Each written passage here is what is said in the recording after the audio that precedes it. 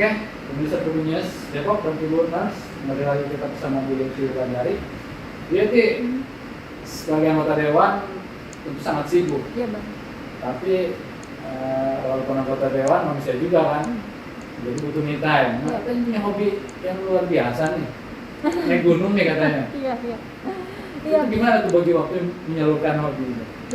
Ya karena mungkin saya didikan militer dari kecil, jadi hal-hal yang berkaitan dengan petualang alam ini menjadi salah satu hal yang menarik bagi saya. Nah ini semakin saya pupuk itu pada saat saya kuliah. Jadi setelah tidak ada kegiatan di kampus, biasanya tiap malam minggu saya pergi mendaki bersama teman-teman. Ada kuliah ya? Ya, pergi mendaki setiap malam minggu. Sebenarnya itu juga salah satu bentuk ini bang, bentuk pelarian dari yang datang ke rumah. Gitu. Kalau ada yang datang daripada ada yang datang ke rumah, jadi mendingan naik gunung. Gitu. Gunung mana aja? Hampir di Jawa Barat, Jawa Tengah sudah kita. Nah, sekarang ini masih naik gunung? Sekarang sih nggak ini bang, paling kalau pada saat memang ingin atau sangat kangen ya ke daerah ke tempat-tempat yang memang masih ada aroma bau gunungnya ya, tapi belum sampai saat ini memang belum sempat untuk kembali naik sampai puncaknya. Tapi sama keluarga sudah pernah naik gunung?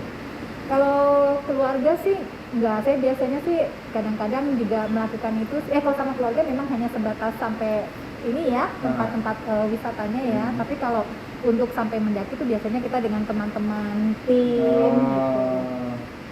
Bisa, katanya dia itu juga jago masak nih.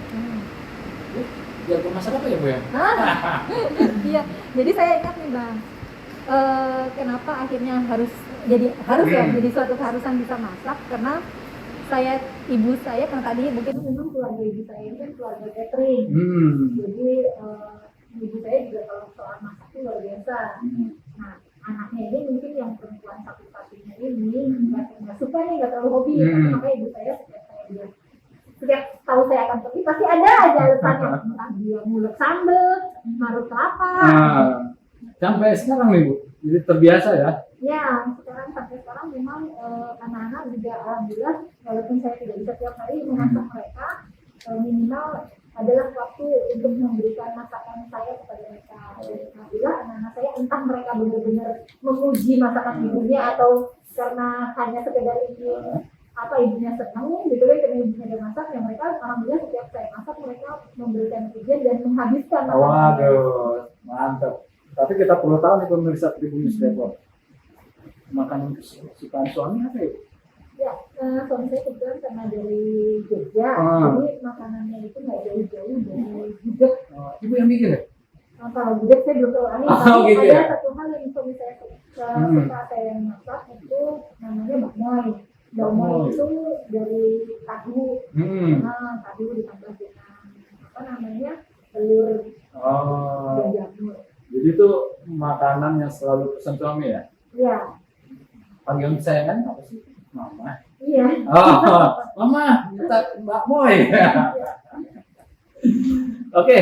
Nah, sekarang kita tanya yang agak serius nih. Jadi, apa yang Ibu perjuangkan sekarang dari itu ke depan? Ya. Sampai saat ini memang salah satu cita-cita saya adalah dalam sektor pendidikan. Karena sejak terbitnya Undang-Undang 32 tahun 2008 bahwa pendidikan SMA ini menjadi kewenangan provinsi. Dan banyak kejadian yang akhirnya saya lihat ini sangat-sangat melukai hati saya sebagai wakil dari masyarakat. Karena berkaitan dengan jumlah sekolah menengah atas yang saat ini kurang di Kota Depok. Nah, inilah yang akhirnya saya mendorong, saya memang berkali-kali saya melakukan melakukan kajian, saya berkali-kali juga datang ke berbagai wilayah dan saya pelajari, dan akhirnya saya menemukan formula terkait sekolah terpadu satu atap.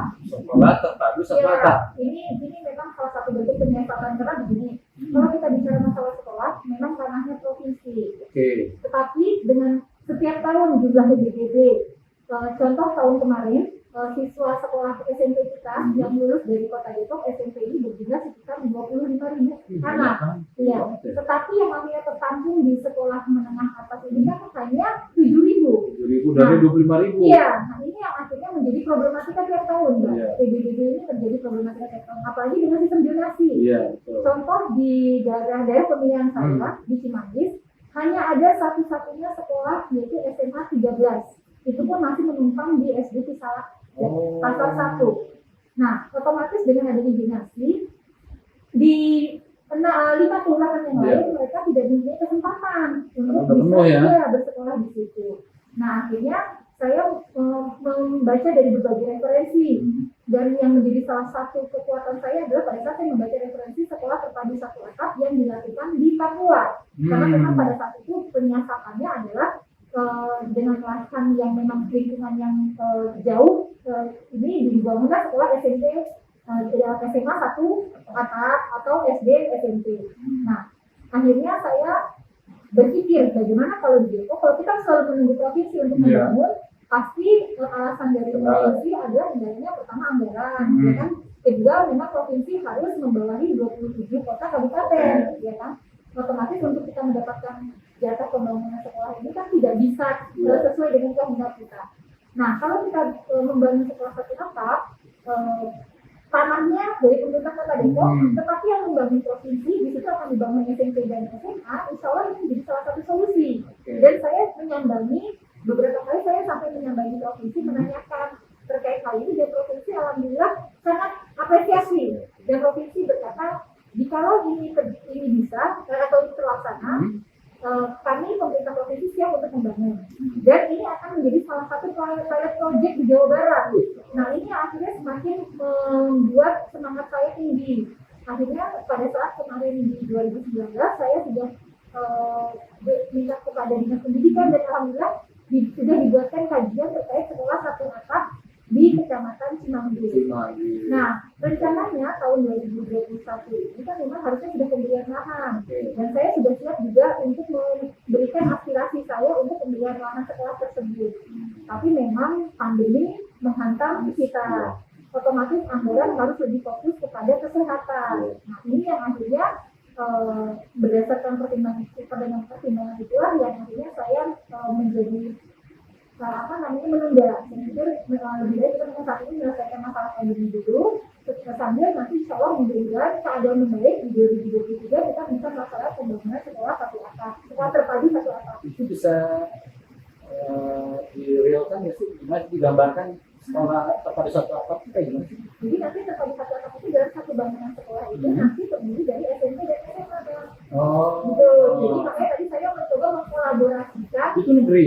Saya mencoba mengkolaborasikan dua pemerintahan daerah, pemerintahan provinsi dan pemerintahan kota Depok. Provinsi dalam hal ini sesuai dengan kewenangannya dalam ranah SMA. Nah, Depok, Kota Depok dalam hal ini kewenangannya dalam ranah SMP. Nah, dipadukan dalam pembangunan sekolah satu atap, pembelian lahannya dilakukan oleh pihak pemerintah Kota Depok. Tetapi pembangunannya oleh pihak provinsi. Nah, akhirnya bisa tercipta sekolah satu atap. Itu namanya sekolah satu atap. Sekolah terpadu satu atap ya. Bukan misalnya kan kalau sekarang kan ada SMA 7, SMA 8, SMA 9. Nah, ini sekolah satu atap tapi mungkin bisa sesuai mungkin SMA 15 gitu, contohnya SMA atau SMP-nya nanti SMA 29 contoh gitu. Ya, contoh seperti itu. Tapi di payung, dalam satu payung sekolah terpadu satu atap. Iya, satu atap. Ya. Nah ini juga salah satu solusi saya melihat secara geografis kota kita kan memang hanya seluas 2.200 km. Kebutuhan lahan juga pasti tidak mudah seperti Kabupaten Bogor yang memang mempunyai lahan yang masih tersedia sangat luas. Nah, apabila hal ini bisa kita terapkan di kecamatan-kecamatan lain juga, otomatis ini bisa menjadi solusi. Jadi kita tetap bisa membangun sekolah untuk anak SMP dan SMA, sekolah negeri, ketersediaannya, dan anak-anak kita mereka bisa mendapatkan sekolah atau pendidikan yang memang layak. Karena saya melihat begini, tadi saya setiap tahun saya selalu melihat kejadian seperti ini, sampai saya selalu merasa saya sebagai anggota dewan merasa gagal karena saya tidak bisa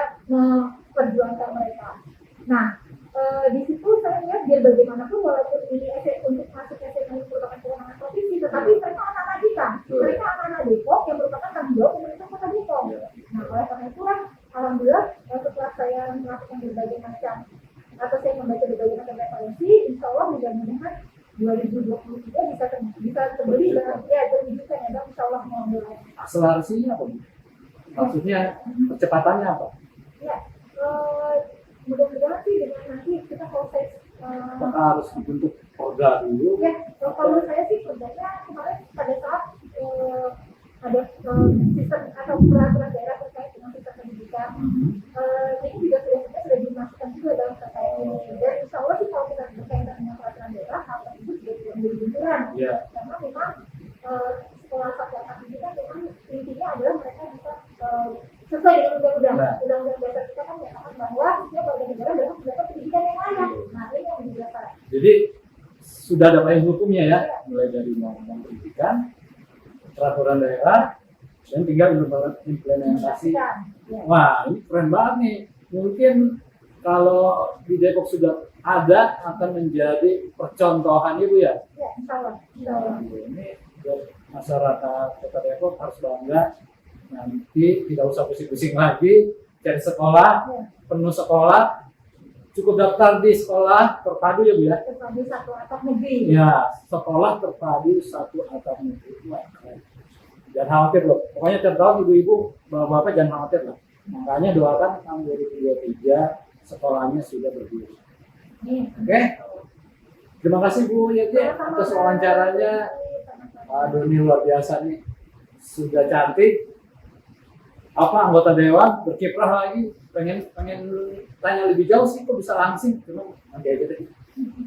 Oke, pemirsa Tribun News Depok, Tribuners, demikian wawancara kita bersama Ibu Wulandari, Wakil Ketua DPRD Kota Depok dari fraksi Gerindra atau dari Partai Gerindra.